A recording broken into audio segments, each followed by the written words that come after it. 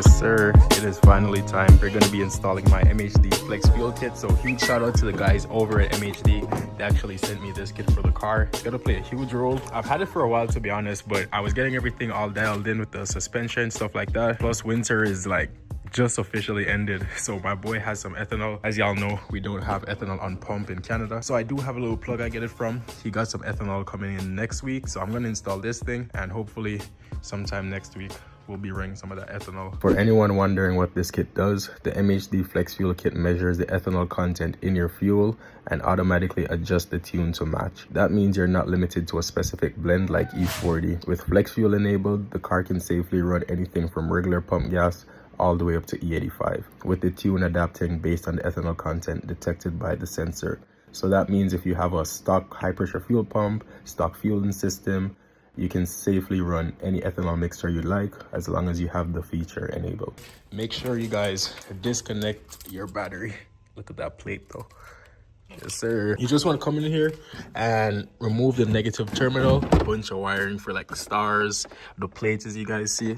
But yeah, you just want to disconnect this one down here. And to be on the safe side, I would suggest just dropping your seats forward as well, because when the battery is disconnected, if you close the trunk, you will not be able to open it. So just leave your seat down so you have access to the trunk through the back seat if this does shut down.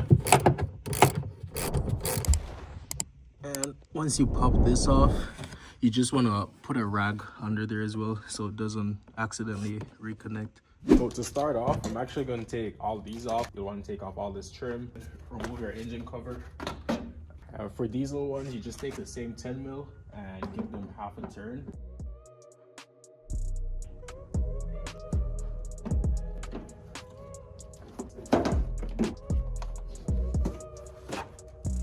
To remove the strut brace, you'll need your 15 and 16 millimeters. It actually might be different for you guys' car because I do have coilovers on, so I think I changed some of the bolts, but maybe it's the same thing.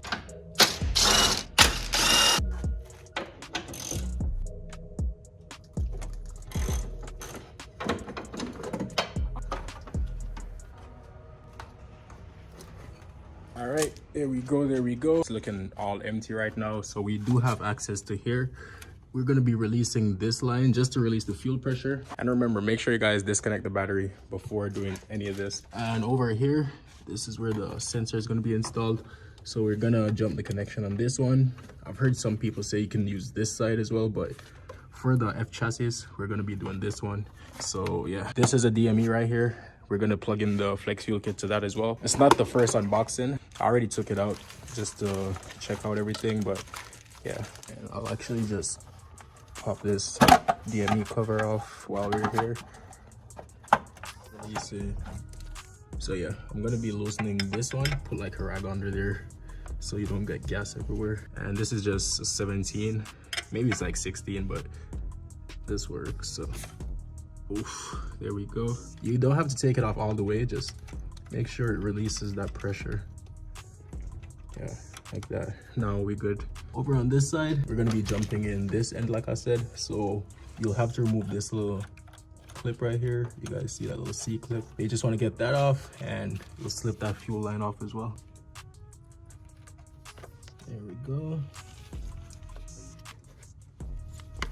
Pull back on the little tab right here.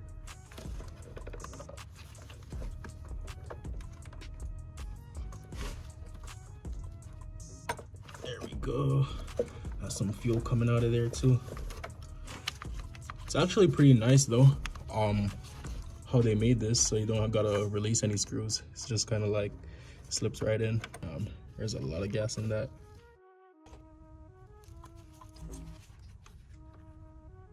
Okay, I got this connection on, but it was pretty tight, so I just actually took it apart. Up here is way easier than that one. For some reason, mine was a little bit tight, but yeah, it is on there now. Just a note, when installing the sensor fitting, make sure the lock ring is fully covered and the lock-in balls are engaged correctly. If it's not seated properly, the fitting can come loose under fuel pressure. Here's what the correct installation should look like. You can give a little tug just to make sure it won't come off. See, I'm just gonna go ahead, jump this one back in there and connect this other side. And now this end can just snap right on. Like so. There, y'all heard the click too. And that should be it for the connection part, just right here. We obviously have to still connect up the DME and all that, but for the most part, I think we're good. So just double check everything, make sure it's tight, put your C-clamp back on. Everything seems like it's in check for the most part. I ran the wire just like underneath so it's not too messy, because this is gonna replug into the little controller box. If you guys did release this side, just go back over there, tighten this down before we move on to the wiring. So we're gonna take this part, and the first wiring, it should be this one, so the furthest one to the right at the front. And it only plugs in one way. You can look at it to make sure it matches up.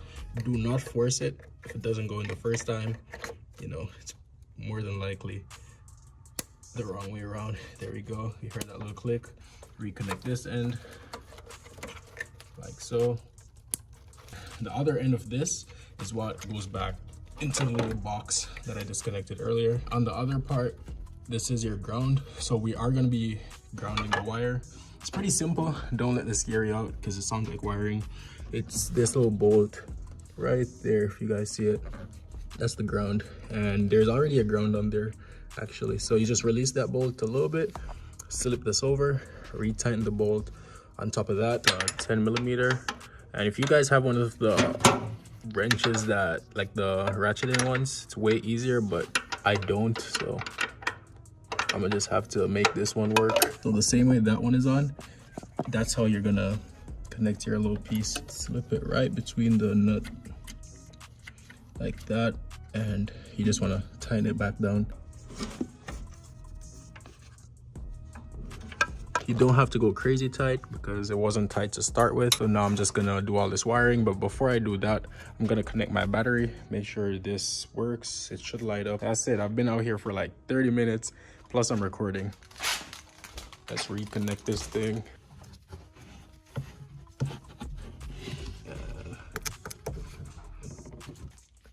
Just make sure everything's working. Just watch the car as well. This thing is never clean. And there we go. As y'all see, it lights up. So we got power. That means our connections are all good. I just gotta fix all these wires. I mean, you guys can do it however you want. Just make sure you tuck them, because you don't want this in your engine bay just like knocking around everywhere. So do that real quick. Add some zip ties, show y'all the end result, how I routed it. We can put everything back together the same way we took it off. All right, boys, so this is how I ran all my wires.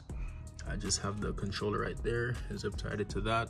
I think I'm gonna add another zip tie, but for the most part, everything looks fine.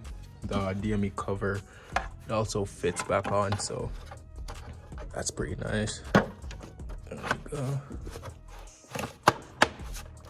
We're going to check for some fuel leaks. Actually, I should probably just pop this back off.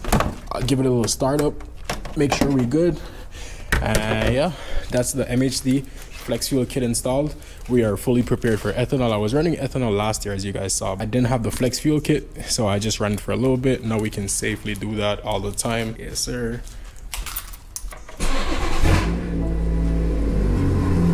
Make sure we're all good.